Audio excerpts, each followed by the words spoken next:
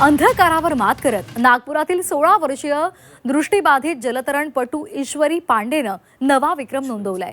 श्रीलंकेमधील तलाई मन्नार ते भारतामधील धनुषकोडी दरम्यानचा 27 किलोमीटरचा खडतर समुद्री प्रवास तिनं अवघ्या 11 तास 15 मिनिटात पूर्ण केलाय।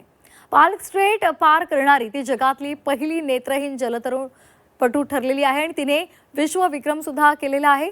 प्रचंड लाटा, अनिश्चित हवामान आणि दिव्यांगावर मात करत ईश्वरीनं हे पाऊल उचललेलं होतं आणि तिची धैर्य आणि जिद्द तिने सर्वांना दाखवून दिलेली आहे।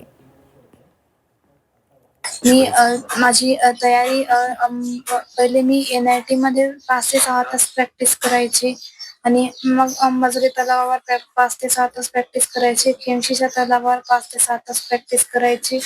उमरेड रोडचा मांगडी तलाव आहे तिथे पण 5 ते 6 तास प्रॅक्टिस करायची। 6 तारखेला मी 4 वाजता समुद्रामध्ये उडी घेतली। मला प्रचंड समुद्राच्या लाटा विरुद्ध दिशेने होता। मला त्याच्या प्रवाहाच्या विरुद्ध पोहावं लागलं।